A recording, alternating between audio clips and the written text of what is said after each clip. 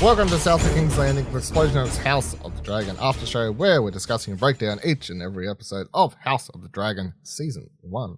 My name's Dylan Blunt. Joining me, Hand of the King, Ashley Hobley.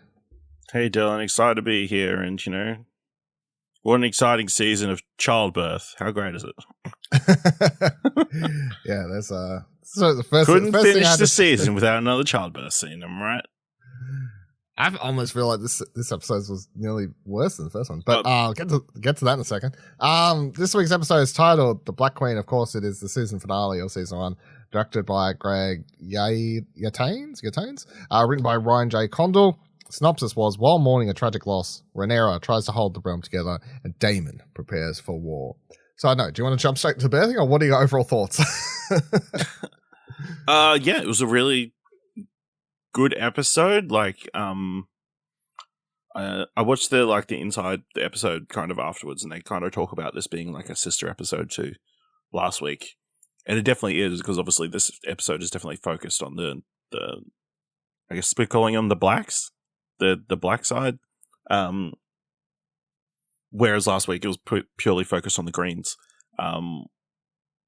Yeah, it was really enjoyable, build up, seeing everything kind of coming together from the season, and then we get this kind of tragic setup for next season, and kind of the instigating event that will set about the war between these two factions. So yeah, it was it wasn't overly exciting or bombastic or anything, but yeah, they did a great job at telling the story, and this definitely feels like the end of the prelude to what we're going to get next is what people kind of want from the show, which is an actual war between these two sides.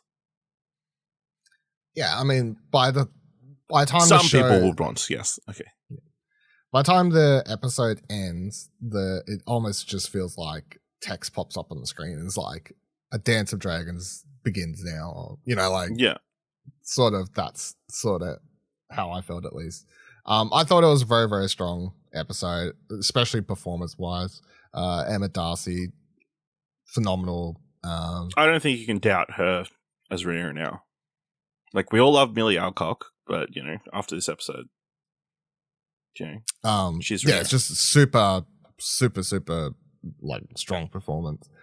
Also, I'd give shout outs to Matt Smith, someone we came into this season, I feel, going, Matt Smith is in, I can't, his thing, but by the time, soon after that first episode, it was sort of all doubts were out the window, but I was just thinking about wrapping up this episode, just how sort of, I can't picture Matt Smith as a doctor anymore. It's just so, it's so crazy. What a day for doctors and around. Yeah. And I also loved in this episode it's a combination of just subtle performance, but also just I like the way the direction and the way this sort of scenes are played is Eve Best sort of in the background, those times subtle smiles or just subtle recognitions where Rhaenys is sort of standing there. I thought was really, really good as well. But overall, I felt this is a really great season finale. The way it's sort of played and teased out, and you have to watch Rhaenyra. I love that part when I can't remember the character's name, the old mate, when he comes back, who we thought was going to die. Sir Corlys. Sir Corlys. When he comes back and he's talking to Rhaenys and saying all that stuff, and she's they have that moment where she's talking about how everyone in this war room is trying to get her to go to war, and then the camera cuts that shot of her just sitting there, and you just hear everyone in this place talking about, we've got to move troops here, do all this sort of stuff, and this whole episode is just moment after moment where she could at any point turn around and say, yeah, let's go. Let's fucking, Daemon's we'll go here, we'll get the thing, we'll fuck these cunts up by morning, we'll be back to supper. He's literally let's just get it done. All these other people are giving her other alternatives where it's we'll get this, we'll do this, but it's all based around war maneuvers. And she's playing the very smart, she's doing the smart thing of yes, listening to it, yes, gathering her allies in case. She's not playing daft or dumb with the fact that war could be coming, but she rightfully, I love that line about my father made me, was going to make me the queen, whatever, to rule over, like hold the kingdom together or whatever else. And then she says, like, do you know what happened when, what the fuck is his name? The Aegon, you know what happened when Aegon ruled with dragons or whatever? It was like fire and ash or whatever. Like what happened when Aegon went to war? It was fire and ash because of dragons. Like she points out how the second they start, like, yes, let's go to war. Let's go fucking grab our dragons and start burning shit down. She's like, I'll be ruling over fire and ash. Yeah, which is funny to think about in retrospect, because then you start thinking about Daenerys and what happens in Game of Thrones when that's literally what she would have been. Like if she had have survived, she burns King's Landing to a crisp, and she would have been ruling over fine rubble, basically. So that's all that was left by the end anyway. So I love that, and I think the draw out, it makes it so much, adds so much dimension to this character that by the end of the episode, when it's you feel like, that's what I'm saying, like you feel like that camera shot where she turns around, you can tell she's holding in like pure anger and sadness and everything like that. She's now ready for war, but you're totally on her side. I feel like if anyone had any doubt, I guess after last week's episode, I don't know. Like, I just don't know. Like, you like maybe you can, I can understand if some people are still a bit like, look, what's the name? I keep forgetting all the characters' names. What's we call Allison? Sorry, Allison is dumb, daft. But we were talking about this last week, where I was like, she's choosing to believe that, like, she's grabbed onto this one line that was said about Aegon, King, and she's grabbed onto it and run with it and ignored everything else that was said on that deathbed that night. And she's playing this whole like, oh, I didn't want anyone to die and all this sort of stuff. She's had people killed and just being like, I wasn't involved, like all this sort of stuff. She was like, as much as you want to, I don't know. Like I by the end of the episode and everything, I feel like when she turns around and says, yes, we have to go to battle. We have to, like, it's time for war. I feel like it feels earned. It doesn't feel like she's a mad queen or even close to being a mad queen. Maybe she will be a mad queen because one of her sons just got killed, of course, but feel like it's earned. And that sequence, the dragon sequence, that was just like really, really well done. I feel like the lack of music, you just hear the dragons, like the wings flapping as he like, you have that whole build up where he's like where dipshit asks for his eye and then leaving in the rain. He looks over to where I can't remember what's his face's dragon's name is, but whatever his dragon's name is. A second ago. Oh no, his is like VMAX or whatever. Vega. Then he looks over where he was before, and I love that part where he comes down to like lightning flash and he sees massive dragon there, but then when he comes back, it's gone. He's like, what the fuck? And just, that whole sequence, like just hearing the wind and the dragon above, and it's kind of funny too, because ultimately it's his fault because he's playing this game of chicken, right? He thinks he's out there to torture him. What's his name? Jace. No, Jace.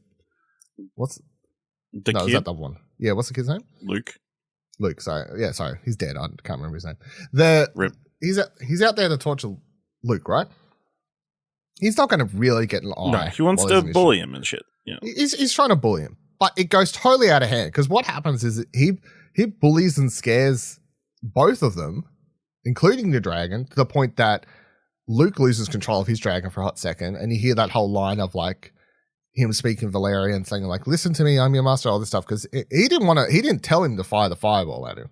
That was losing control. However, what's Aemond. What? Aemond. Yeah, Aemond then loses control of his dragon, and you even hear him saying like, no, listen to me, I'm your master, all this sort of stuff. Nope, chops him in half. So, but like, he can't turn around and be like, yeah, well, I wouldn't have done it if your dragon had a fireball me. It's like, dude, you're out there fucking literally playing like road rage with dragons. And then, bull this dude after asking for his eye. So, but yeah, I love all the memes too, just the look on his face of, oh fuck, like because he's ultimately he started the war. Like when we look back in retrospect, like I mean, look, Allison, all this, like them crowning a false king, all that sort of stuff. That is the first move. But who drew first blood? Fucking Captain Hook over here with his eye patch and massive dragon. So, yeah, I thought it was just all these fantastic sequences. Anything else? What do you want to shout out? So I did see mention of a crazy theory that Daemon is behind the dragons acting wild. Like whatever he did with that wild dragon in the Dragon Keep. How's that? I don't know. Magical song. No. He went to get a dragon, is what he did. Yeah, I think that's what it was. But yeah, some people are going, "Oh, did he do something to make these dragons act by themselves?" But no, these are sentient beasts that make their own decisions. Yes. I give that 0%, 0% on my radar. He's literally singing a Valerian song to calm it down. He's gone there to claim a dragon, and he needs one. That's a massive dragon, whatever that one. I can't remember whatever he does mention in that meeting. But obviously Vhagar is massive. Yes, he fucking literally. Oh, it's huge.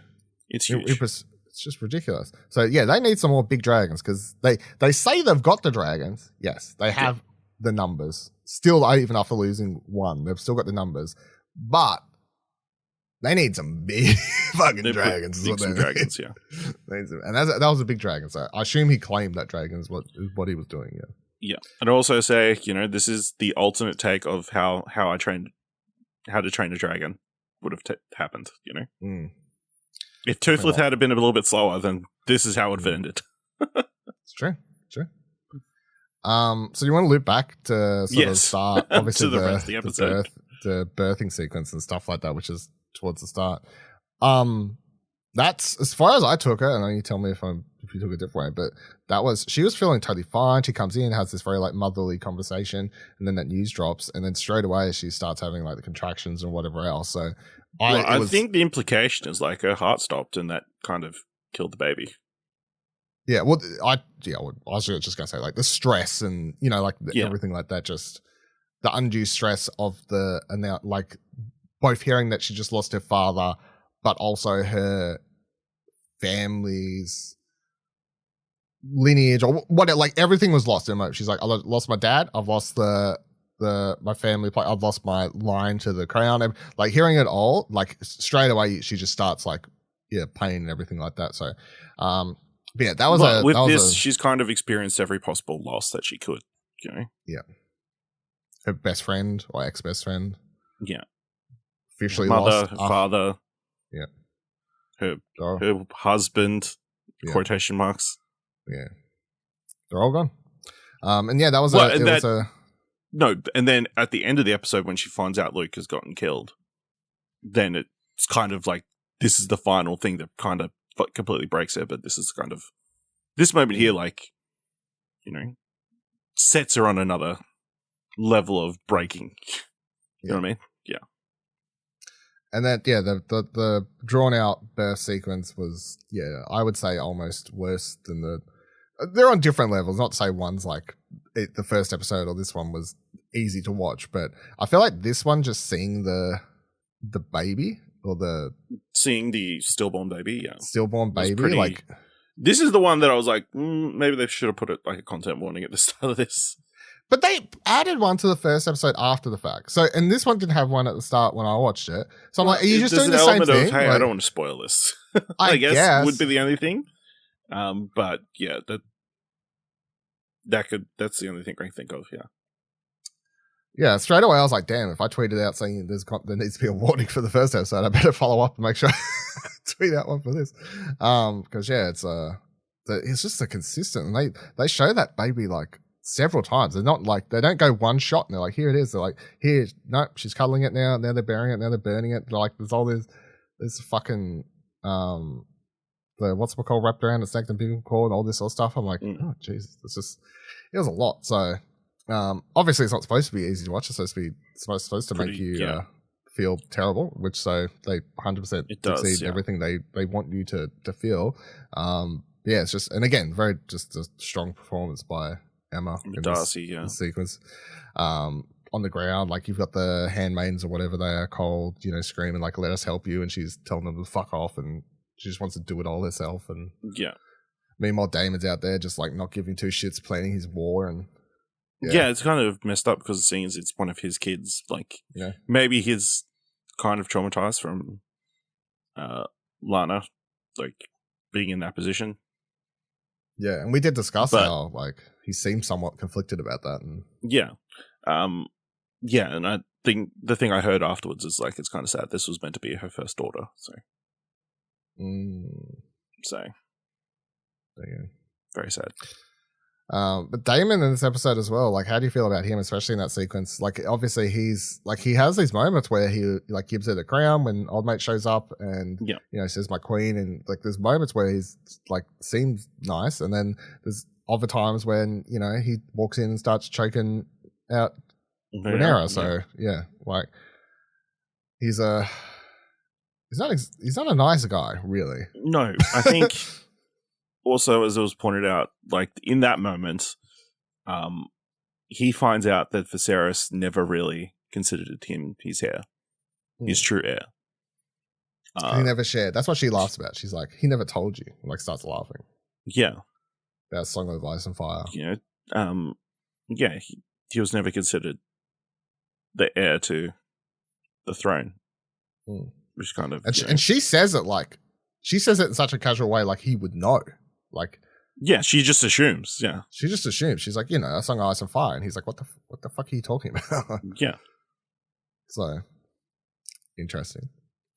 It's interesting he says, I don't believe in all these story tales and that kind of stuff, when he's the guy who's been over in, whatchamacallit, for several years, like, yeah, and he's the one who, yeah, not just that, he's also the one who's the most, like, sort of based in Valerian and Targaryen, like, classic sort of, like, the ways, you know, the ways of their people or whatever you want to call it, you know, like all this sort of stuff. So for him to suddenly be like, yeah, I don't believe in that part. I'm like, yeah, but everything else is about, we are Targaryens, like we should rule by dragons and fire. And, you know, like all this, like it's very much like old age sort of mentality, but for suddenly doesn't just believes in everything but one thing, apparently. So, was there anything else? I was trying to think, was there anything else particular? I haven't got anything else really noted down. Do you have anything else? I mean, what's his name? Arik, or the other, the one who left last week, obviously brings the crown. She gets like crowns and that stuff. Obviously, we get mention of a bunch of other houses that, you know, it sounds like we're gonna see. I mean, it's weird that this is the first time that we saw Storm's End. This, like, 8 seasons of Game of Thrones, we never saw Storm's End. It was brought up regularly, but yeah, this is the first time we saw it in person. Barely, because it was dark in the middle of the night. Yeah. But, you know, it sounds like Jace is going up to Winterfell next week, so, or next season. And I'm assuming Winterfell holds to her, because I would find it I feel like that's just an area, like, especially for the fan base, it's like Winterfell, they're the good, that's the good, you know, like Winterfell's always on the side of the good characters. So I feel like that's going to be on the right which side. Which is interesting that the Baratheons would then be against the Starks. Yeah, I mean, it's different. I don't know. Like, yeah, it's like hundreds of years difference. Hundreds of years, but the way she says it, the way Rhaenyra says it, you know, like who was it, her or someone else? I can't remember. But whoever says about this, you know, Starks hold their, you know, their honor or whatever else, that very much in line with what we know from Game of Thrones and the Starks and whatever else. So, but I assume next season we're going to get a lot more of different locations, different back and forth bantering and working out to get different people to join different to pick a side, basically. Yeah. I'm sure there's going to be a lot of that sort of stuff. So yeah, we'll see like Winterfell and whatever else. So yeah. I did want to point out the one scene that was like kind of an echo of earlier in the season of Otto coming to Dragonstone on that bridge. And Rhaenyra flying down when Daemon was holding it, yeah. and how things have changed, and Rhaenyra's on the other side, like not saving Otto's life this time. I appreciate she threw that little hand to the kingpin right the fuck off the side into oblivion. I think she just straight up called him a don't deserve this anymore. Yeah, traitor, all that stuff. It's good. It's true. She just burnt. And the only reason I feel like she almost came down with an inkling of, depending on what's said, I may just burn these fuckers alive. Yeah. But it was the handing over of the letter from Alicent. Well, it's the page from the book from like very early in the season, like that Rhaenyra pulled out. That she's giving to her as like, hey, remember our friendship? Like, here's this line. Like, please don't do this and all stuff. So she decides to give her. That's why. She gives the it thing. pulse, Daemon.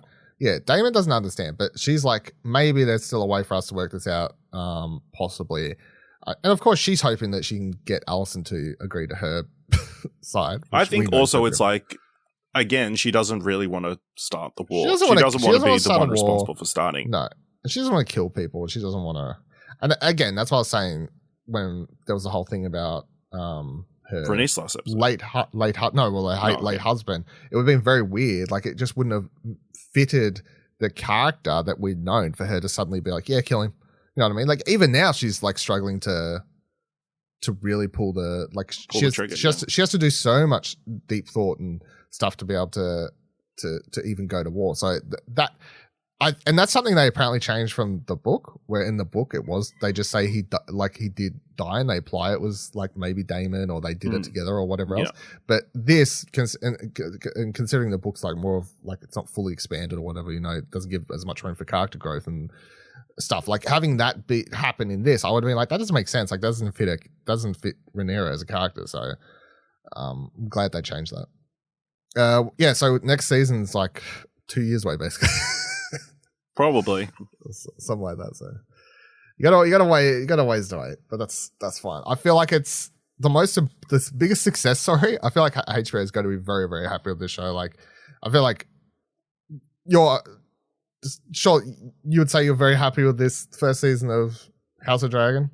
Yeah, I think they've set it up for success. Like, obviously we've had a lot of time jumps and that kind of stuff, which has been disorientating for some viewers and that kind of stuff. But I think, you know, we got a solid now, so I think as once you go back and watch it as a whole thing, like, rather than possibly breaking it down week by week, you get the flow of the entire story, and like, you know, it fit. Yeah, we've watched many movies where people age like up and that kind of stuff. So, I really enjoyed the season. I'm excited for season 2. Excited for many seasons more, hopefully. Yeah, I thought it was really, really great sort of return to form for the IP franchise, whatever.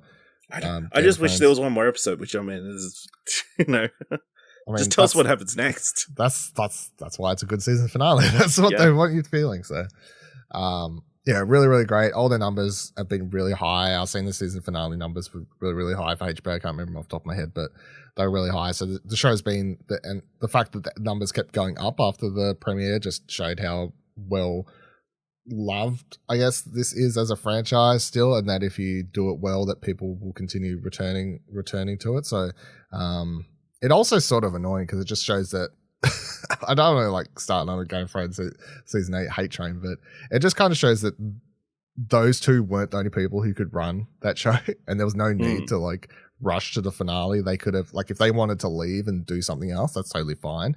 But HBO should have been like, yep, cool. Well, we still want to do another 2 seasons. So like, we're just going to let someone else be the showrunner. And this show shows that they aren't the only people who could run a Game of Thrones type show. So, they're really good. Thank you for joining us. The council for this week is officially over for a little while until we get a trailer and stuff to discuss for the next season, which will be some time away. But thank you for joining us on this season of South of King's Landing. Check out, of course, all the other podcasts on explosionnetwork.com, including Holocron Entries, which is still airing at the moment, where we're talking all things Andor on our show Going Rogue. And what do you want to watch every week for everything movie, TV, and media? Your regular fixes there. And we'll see you in about a year or two. I don't know. Keep your eyes on explosionnetwork.com. Keep your eyes on the podcast feed. Keep your eyes on the Twitters. Do all those things. Goodbye. Dracarys.